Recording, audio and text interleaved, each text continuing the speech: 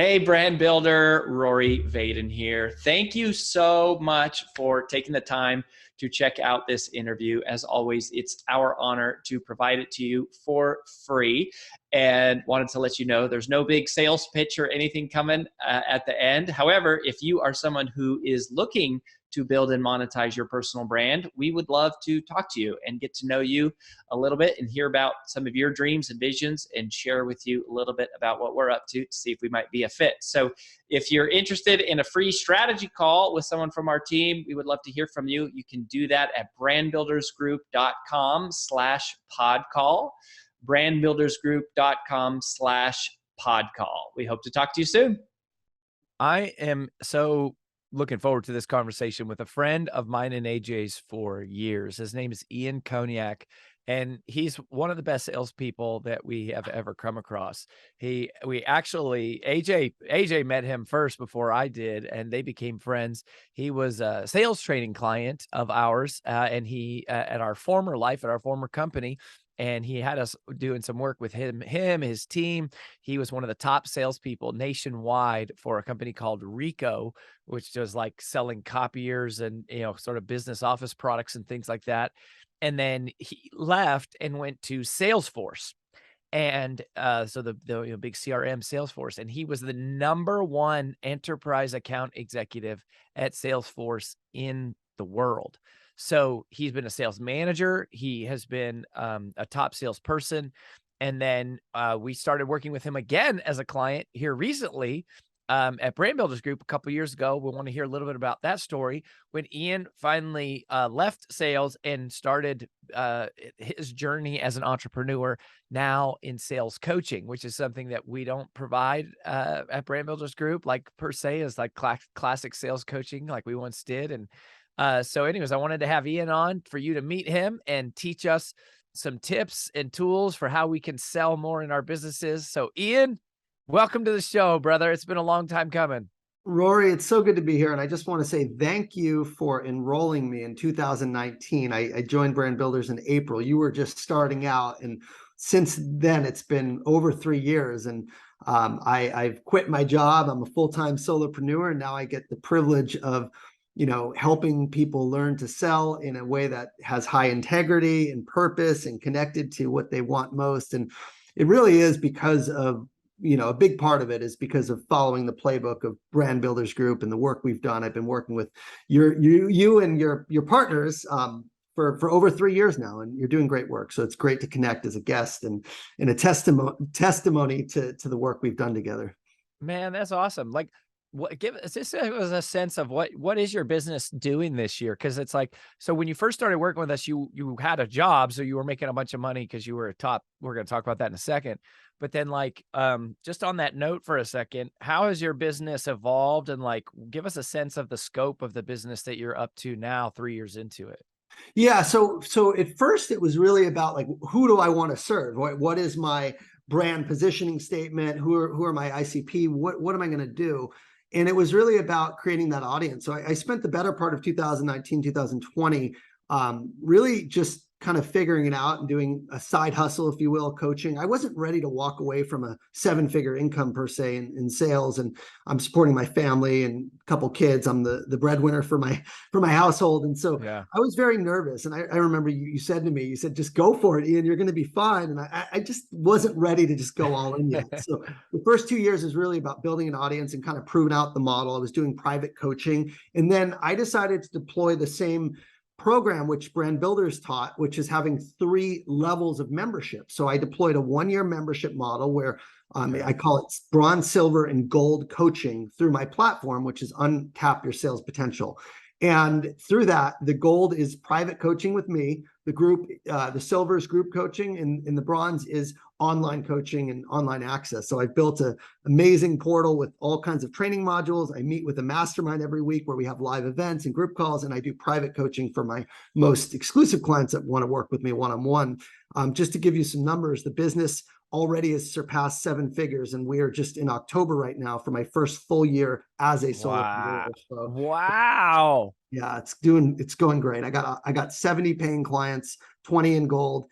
50 in silver, and I haven't even launched the bronze yet. So this is all, yeah, it's all happening very quickly, and it's very exciting for me. Man, that's amazing. So 7 figures in your first full year. Well, that's awesome. So, well, thank you for that. Thanks for sharing that. And, you know, I remember if you're listening and you're a client of Brand Builders, you know, we teach the Content Diamond, which is like our social media strategy, where we talk about answer one question every week on social media, on video, just 5 to 7 minutes, and just do it over and over and over. And we always tell people, like, if you'll just do this, if you just buy into this and you just follow the process, like, it will work. It never doesn't work. It always works. It's just a question of when. And you started posting videos on LinkedIn in 2019. And I remember you're getting 8 views and 6 views, and you did that relentlessly. And I don't know how many views your videos are getting now, but I saw that you recently were ranked as like the #1 LinkedIn sales star by Sales Success Media. Like, and you've just been doing that one thing relentlessly.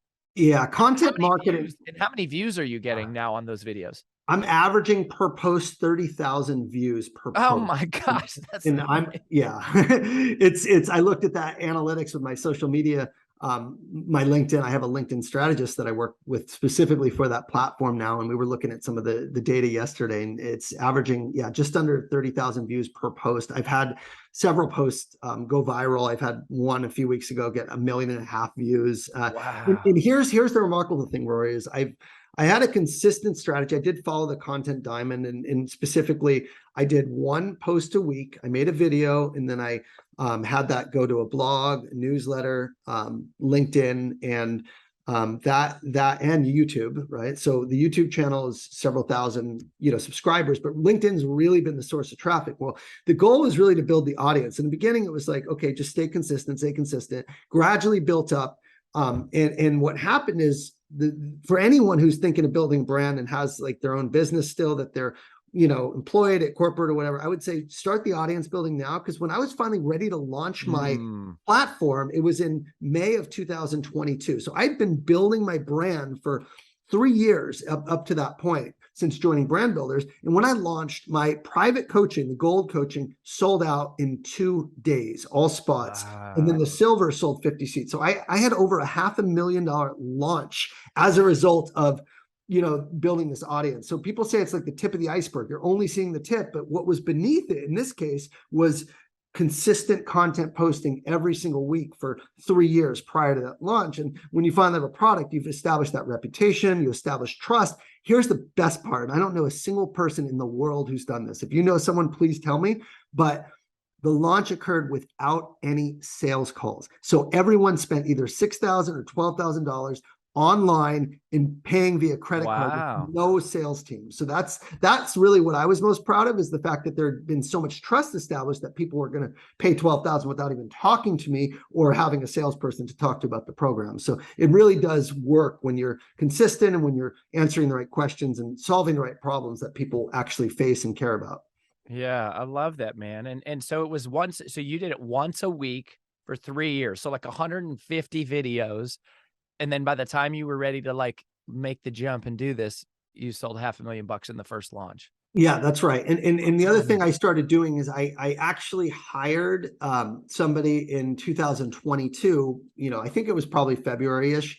Been working with him 6 or 7 months, and he took my top performing videos and my top performing content, and think of him as a ghostwriter, but he repurposes and rewrites some of the stuff. He almost sounds like me. So he helps me. So now I've gotten to the point where I do probably 2 or 3 original posts, 1 video and a couple texts, sometimes some pictures on LinkedIn per week, and then he'll fill in the gaps. So I'm actually posting 7 days a week now. So my content volume has gone up to daily on LinkedIn, and I've seen a dramatic increase in traffic from when I posted once a week to when I'm doing posting daily now. So my followers is up to 30,000 on LinkedIn, and the engagement is really high as well. So it's been really interesting to see how well you can scale if you find someone who writes like you, who can analyze the data, who can repurpose what's relevant.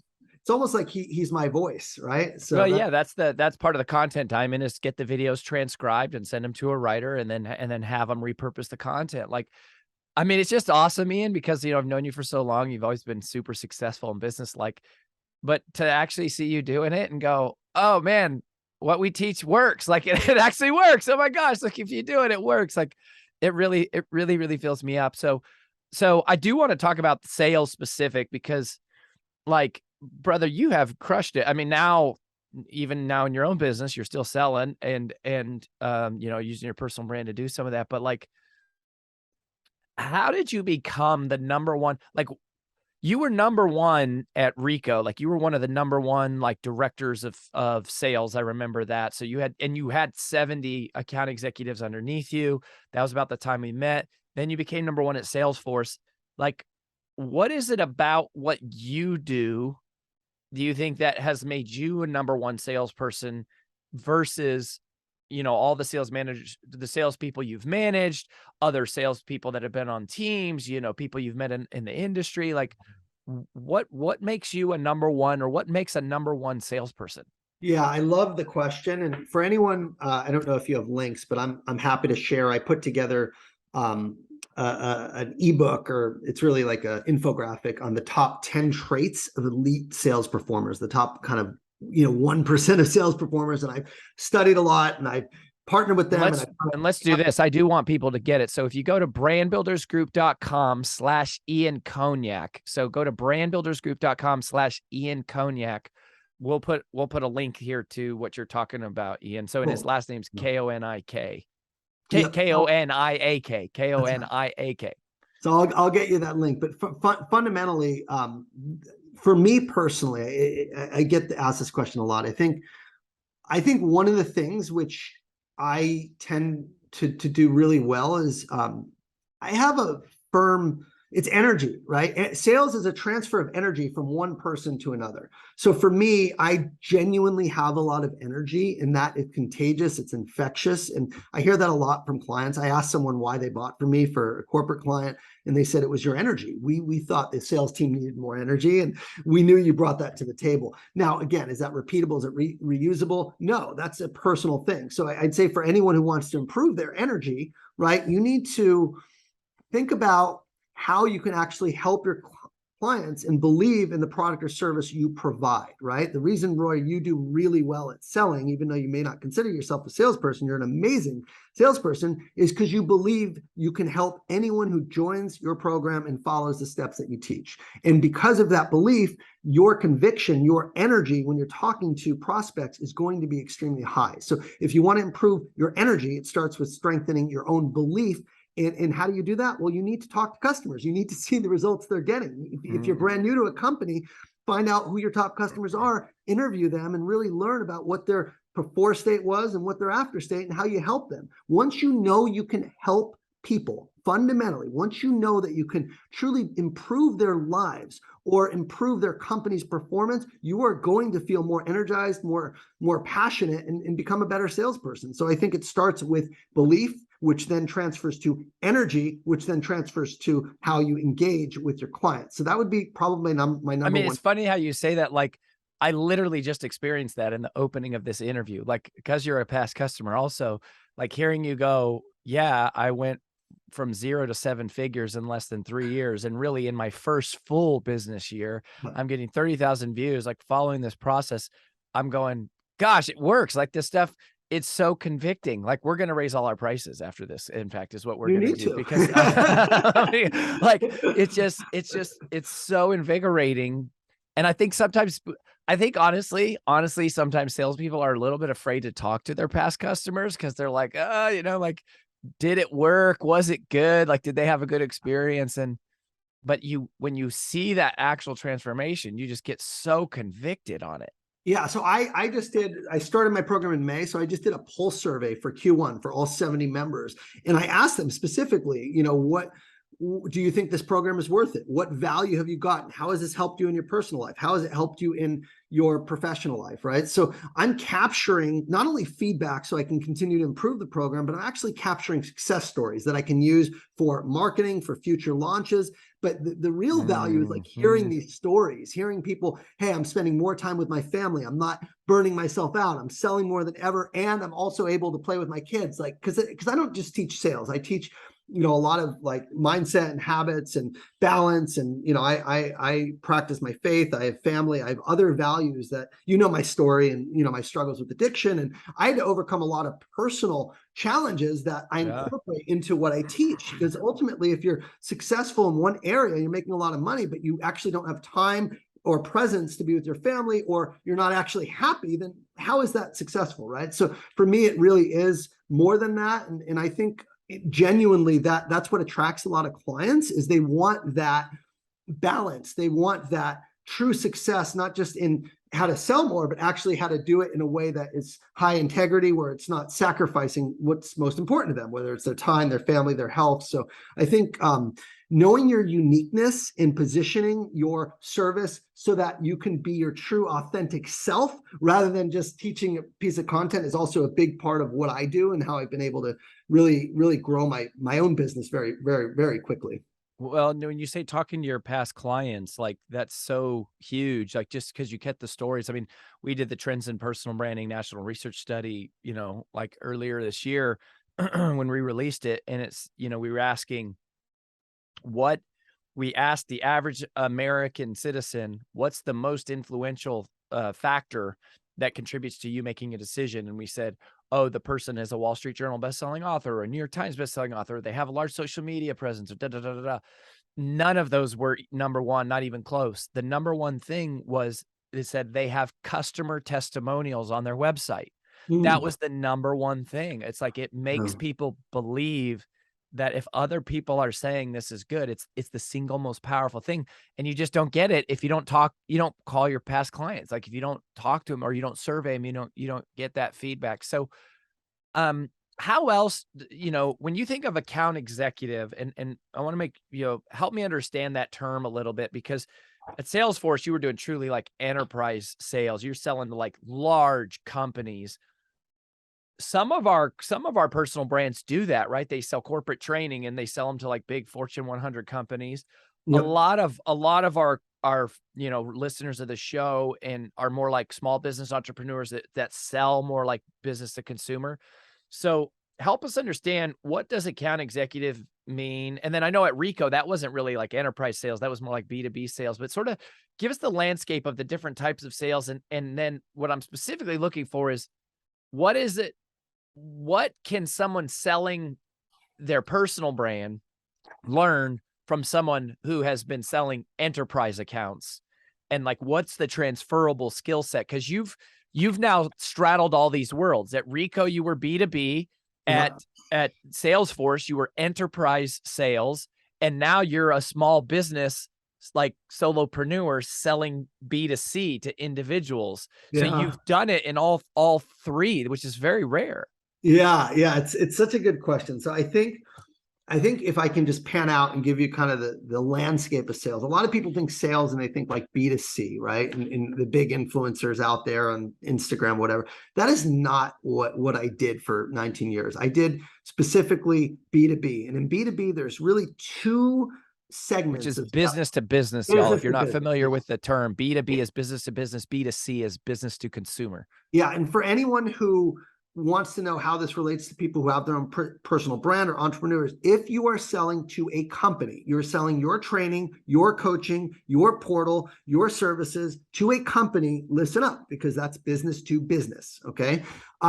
There's a lot of universal principles that apply to all three, but I'm going to kind of give you a quick school in kind of what the differences are. So there's two types of B2B sales. There's strategic sales or enterprise sales, and there's transactional sales. So think of B2B transactional as I'm selling copiers, I'm selling paper products, I'm selling janitorial services, I'm selling something computers. It's a commodity, right? Short sales cycles, generally price is going to be very important, and it's going to be high volume. Okay, high volume, high activity, kind of grind it out, do the activity, then you build the pipeline, then you get the sales. So it's kind of like anyone can go into that job. And if you're a hard worker And if you just do what you're told and you basically stick to the numbers, it's very metrics driven, you're probably going to be successful selling a commodity. Now, typically that range, you see people maybe go from like $100,000 to $200,000 a year, right? And top earners might make $250.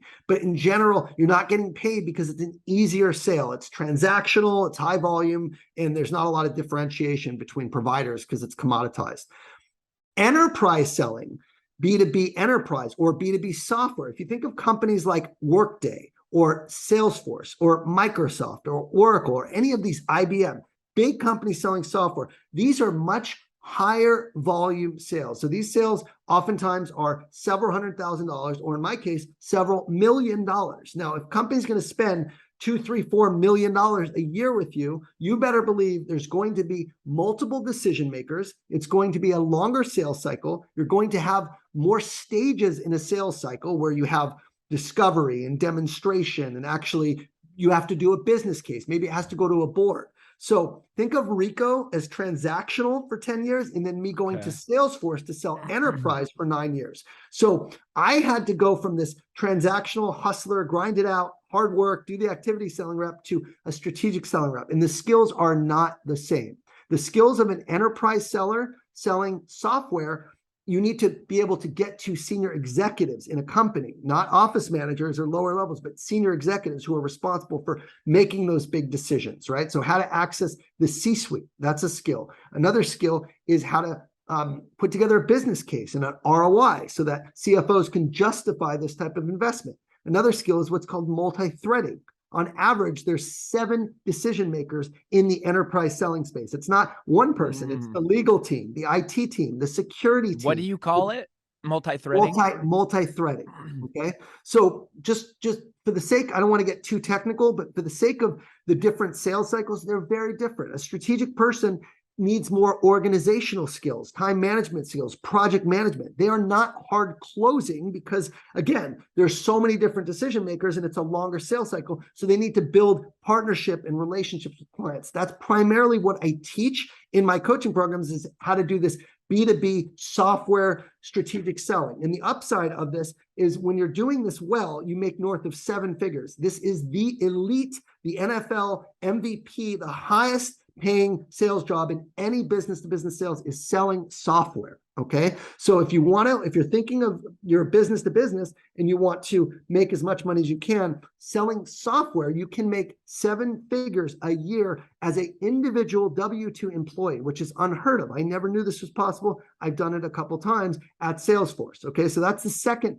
segment of sales. The third segment is B2C. This is when you're selling direct to consumers. So think of a real estate agent, or Rory selling me the program of joining Brand Builders Group. This is what I sell now. I sell individuals that are joining my programs. I also sell B2B because sometimes I do company trainings to go out and actually train sales teams. So I'm doing both B2C and B2B right now. As an individual B2C sellers, the cycles are going to be much shorter. Okay. It's also going to be, typically you're dealing with one decision maker. Maybe they need to talk to their spouse, but it's 1 or 2 sales calls, right? Whereas the B2B could be 20 or 30, right? So again, these are 6 to 9 month sales cycles in some cases. So it really is about getting to value very quickly, but there are some common elements of all 3 segments which are critical to success. And the reason I was successful in all 3 is I took those same elements of what makes people successful and I applied them to all 3 of those segments. So I hope that clarifies things for anyone, because sales is not just sales, right? Yeah, that's huge to just understand that landscape and the different types of skill sets, and there's so many preconceived notions that people have about salespeople, and it's like they're usually thinking of one type, not all. It's like, I mean, a lot of people don't realize that salespeople are some of the highest paid people in the world. I mean, that in our organization, the highest paid people are the salespeople. Like that, because without sales, you don't have anything. So now thinking about personal brands and just like you, like I said, a part of our audience, because when we sell keynotes, right? Keynote speaking is a B2B sales model. We're selling to companies. There are multiple decision makers. It's a longer sales process. People are, there's usually a event planning committee, or a speaker selection committee. That's a B2B sale. In our former life, we sold consulting, we sold training, that's B2B. So there's a lot of personal brands that sell B2B. There's not that many personal brands that sell enterprise where you're selling something that is, 5,000 seats at a time.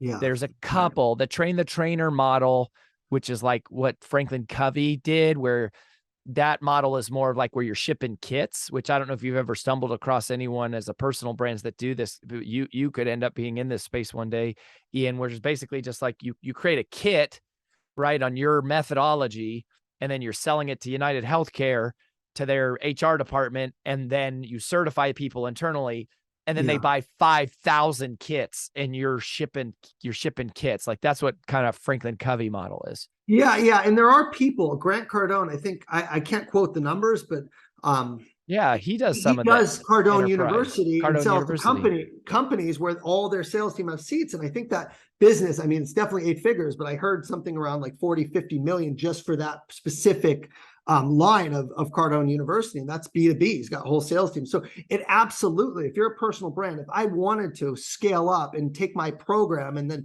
sell it to Salesforce, for example, where they have 20,000 users and then they go through my program, I could do that. It's not something I'm choosing to do, but it's absolutely relevant to personal branding space if you have programs that have, audiences in those companies that you can sell seats to, for example. Yeah, that's really cool. I mean, that's a whole nother thing in and of itself of going, when you think about the vision of how big a personal brand could be, like Grant Cardone is selling B2C, getting people to buy tickets to come to GrowthCon or whatever. Yep. Then he's selling B2B, like they've got trainers going out to companies doing stuff. And then he's selling enterprise, Cardone University, like buy 1,000 seats in this virtual, like there's a big world here of how personal brands can become, multi 8-figure and all of that. So I want to talk about referrals and lead generation specifically, because what we find, Ian, is that that's the number one thing that small business owners and like new entrepreneurs and new personal brands struggle with, is they don't have enough leads. A lot of times once they get into the conversation, right, they're talking with someone, they do a decent job because they are convicted on their product. Many times at Brand Builders Group, we say, as we serve mission-driven messengers. So these are people that have like dedicated their life to their expertise. They believe in it. It's almost like they're a bleeding heart where they would give it away for free because they just love it. Yeah. What they have a harder time doing is creating sales conversations and meeting new people. So what tips do you have in the way of lead generation, referrals? How do I get, obviously content marketing, which is a big part of what we do, what your story is recently, but like you weren't doing content marketing at Salesforce, you weren't doing content marketing at Ricoh, yet you were still generating new business like crazy. So let's not allow content marketing to be part of the answer. How do you generate leads? Genuinely, you can do it in a number of ways. I think in B2C specifically, what I do is I go on podcasts like this. It's part of my strategy. So I'll go to a lot of podcasts and people will hear me. So I identified like the top podcasts that are in the sales specific B2B sales space.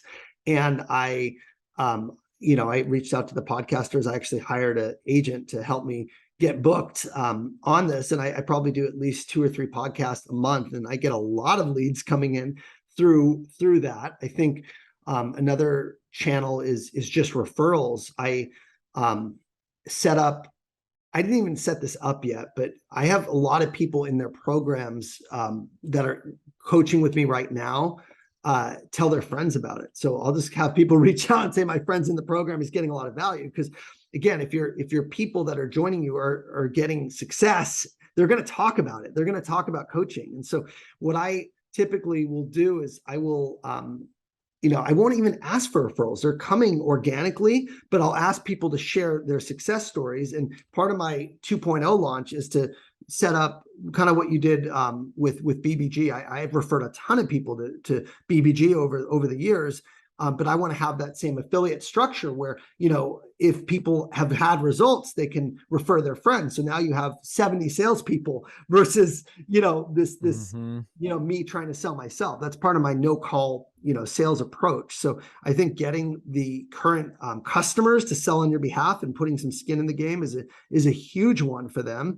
And then again, just so y'all know, what Ian's referencing is we actually pay our customers lifetime referral fees when they introduce someone to us. And so it's like we have never run a paid ad, and I'm trying to, but like we've been generating so much demand that we haven't been able to scale our team fast enough to keep up with the demand coming from the word of mouth referrals, because we pay people to do it too. So they actually some of our clients make a lot of money. I mean, we have clients that make 6 figures a year just in referral fees. So yeah. And it's coming. I've been building up now where I'm seeing the impact, and I get the bill.com payments. Oh, from us. Yeah. We send you money every month. Yeah. Because I believe in it. And that's the thing. Like if I believe the program works and I've experienced firsthand, I'm going to be your best salesperson there is. There's no better salesperson. So really capturing the results and then putting a structure together where you have an affiliate program. And if you are a personal brand, you can do this through,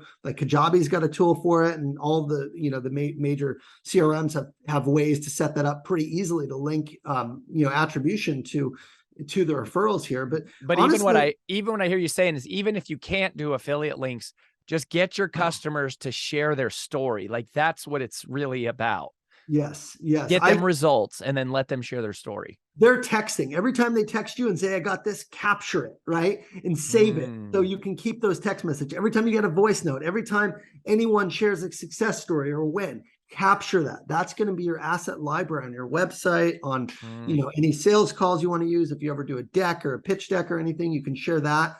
It's just something I've done since the very beginning, and it's been absolutely huge. If you go to my LinkedIn profile, you'll see over 100 referrals, and it's literally stories. When someone finishes my program, I say, did you have a good experience? Yes. Well, can you leave a referral on LinkedIn? Fortunately, I haven't had anyone that's had a bad experience. Oh, a recommendation, you mean? Yeah, a recommendation. They go write a public thing on your LinkedIn. Yeah, that's another great one. Like the whole world can see it right there. And I'll just point people, if they have doubts, or hey, go read the recommendations. Like, here's the thing, in order to be the common thread, I want to give you some tips on what makes a great seller across all this space. So if you sell B2C, B2B, keynotes, whatever, it doesn't really matter. The common thread, here's something really important that I want everyone to think about, is the best sellers are not attached to outcomes, okay? And it's contrary to what many people believe when they have quota goals or revenue goals. But if you're focusing on your own outcomes, you're going to be inward focused, where you and your goals are more important than your customers' goals. You see, the best sales reps are actually invested in truly wanting to help their clients. So when they show up to a sales call or an interaction, they really want to understand, does this client need my help? Where do they struggle? What problems do they have? And am I a good fit to solve those problems? And if the answer is yes, asking for money and getting them to enroll is going to be the easiest part. So in a sales call, I'll spend, in a 30-minute sales call, 20 or 25 minutes really just understanding their world, their situation, where they struggle, what is the impact that these problems are having on their life, on their family, on their income. I literally will have people crying. It happens almost every time, where you really get them to open up and say, I'm not where I want to be. I'm not providing for my family. I'm not achieving the goals that I set out to. I'm sick and tired of this. And I'm like, yes, you're ready, right? So it's the same concept in B2B or B2C. You really want to show up with the intention of helping your client solve a problem or achieve a goal, rather than trying to pitch or sell something, okay? That is the common language of the best salespeople, is it doesn't feel to the customer like they're being sold. It feels like to the customer that they're sharing their world, in that this person is interested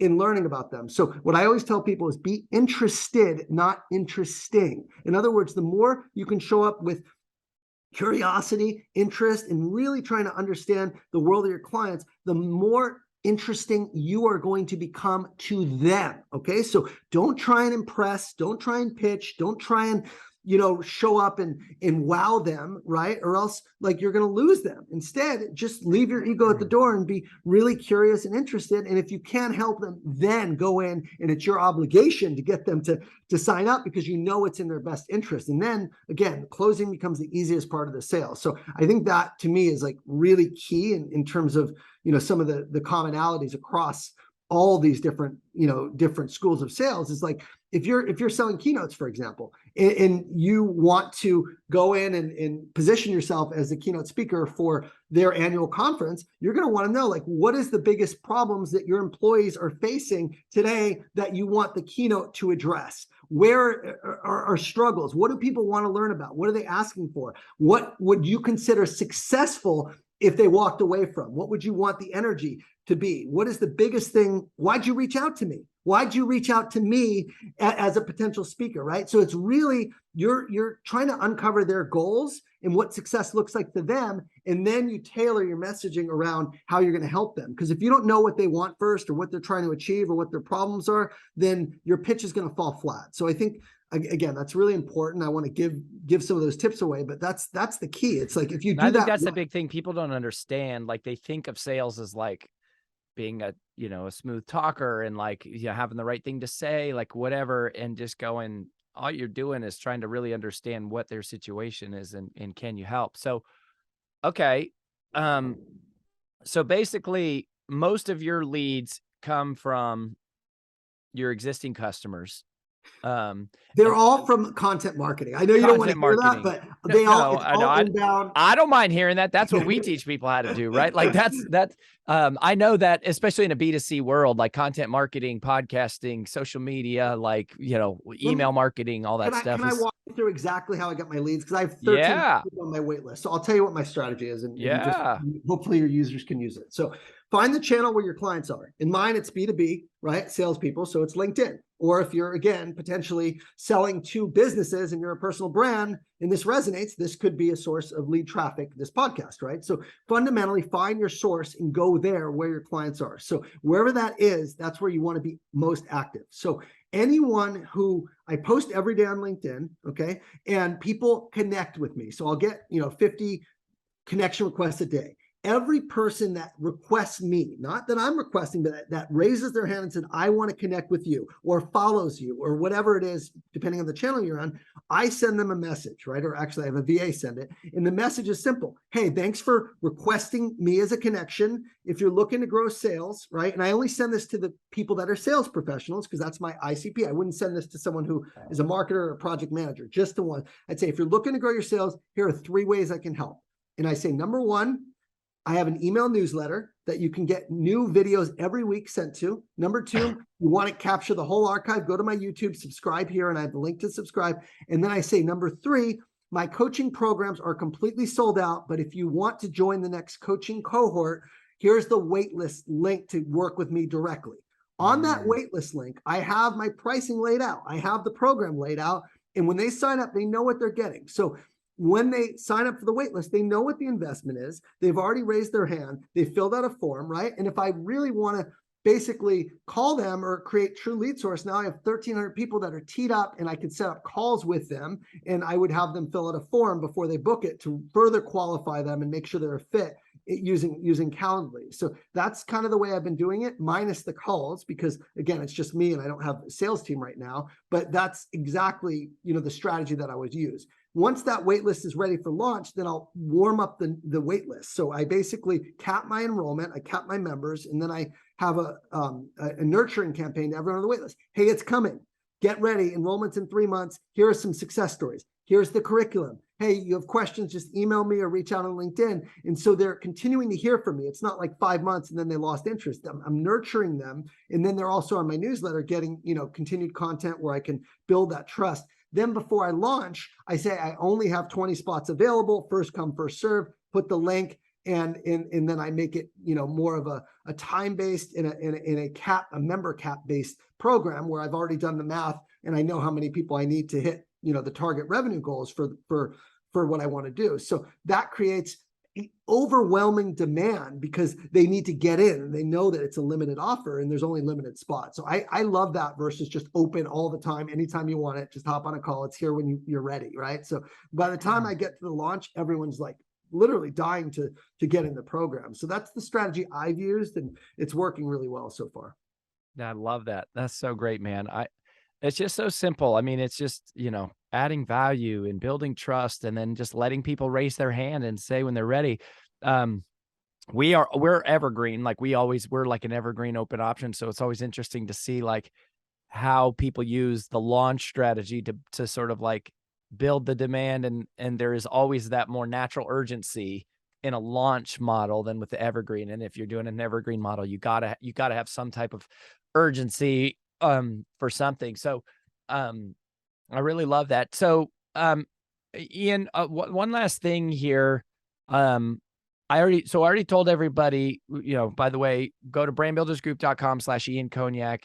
We'll connect you to Ian, where you can like download some of his free trainings and be plugged in with everything that he's got going on. His last name is Koniak, Koniak.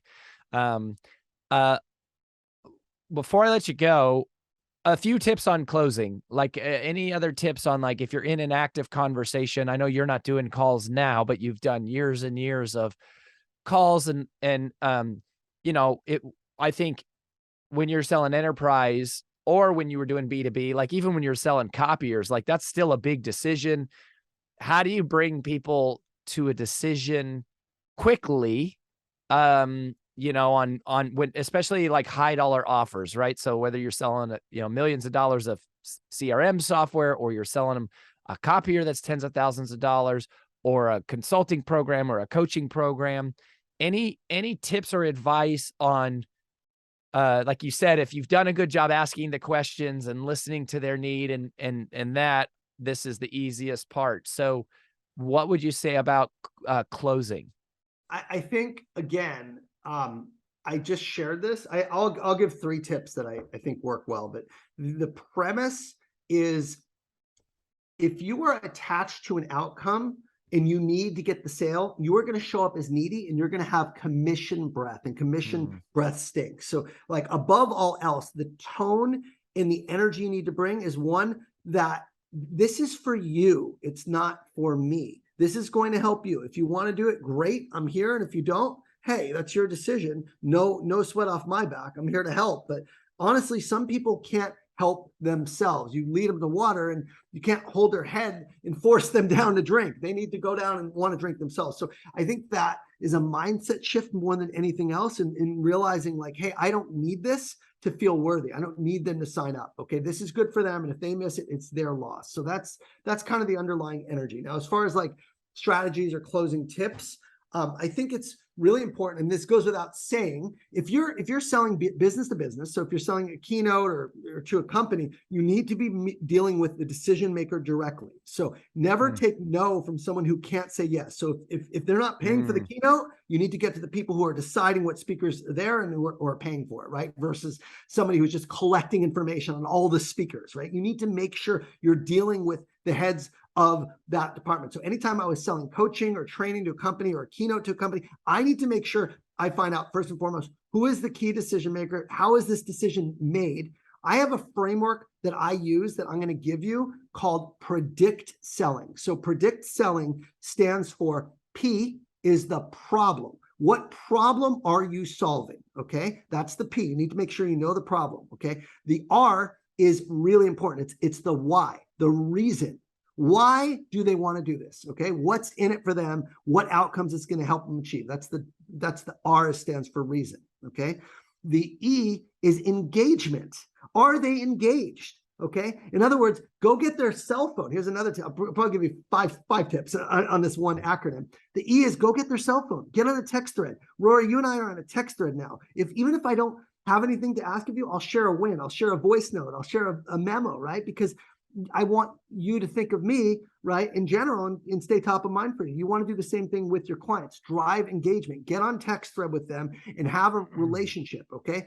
D is decision maker and decision process. Make sure you are dealing directly with the decision maker. That is above and beyond the number one in B2B way. You need to make sure you're dealing with the right person who can say yes, and you need to understand their decision process, right? Does it have to go to a committee? When is it going to be decided? Do you have to do legal contracts? Is there a purchasing department, right? You need to understand, especially if you're selling as a personal brand to businesses, there are many layers of approvals that people have to go through. So that's the second D is decision process, okay? The I is impact. If they work with you, what is the impact? What are the results? What is the payoff they're going to get, right? So show them the value. That's the I is impact. The C is cost of inaction. If you don't do this, right, what is that going to cost you? Are you going to continue to be in pain? What happens if nothing changes in a year, right? Really get them to say, hey, let's say you do nothing. What is your life going to look like in 3 months, in 6 months, in 1 year? Very, very powerful. Tony Robbins uses that quite a bit to get people to want to change, right? Because ultimately, sales is getting people to change what they're doing. So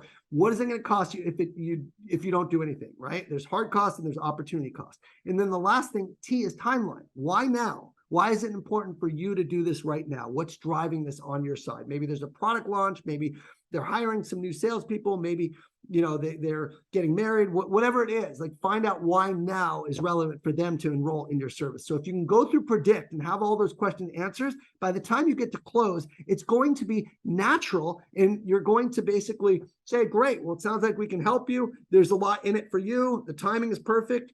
Let's go ahead and get started. All I need is your authorization, right? So then ask for the business, right? Which is basically ask them to buy. Tell them how to buy, and then ask them to buy, right? A lot of people are afraid to just ask them. So you just be direct and ask them. And then if they hesitate, they need to think about it. Don't get off the call.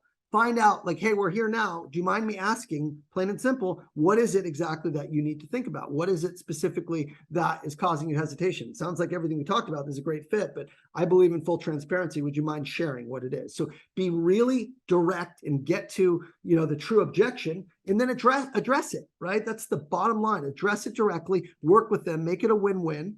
And ideally, if it's not a fit and they walk away, you know what? It's their loss. No attachment. Their loss. Plenty of fish in the sea. Go after someone else. Like, no big deal. Move on. Love it. I love it. Predict. I love your framework. I see your I see your captivating content, modular content method frameworks. I love it. Building out so good, Ian. It's so good.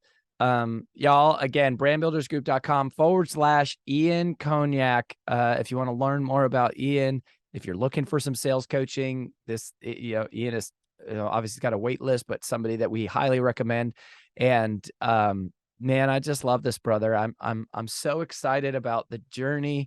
It's been such a blessing to know you and see you early in your career, rising as a salesperson, a sales manager, joining one of the top sales organizations in the world, becoming number one, now teaching people how to sell, because you're most powerfully positioned to serve the person you once were, and that's you, brother. So thanks for being here, Ian. We believe in you, brother, and just keep going out there and keep serving and keep selling.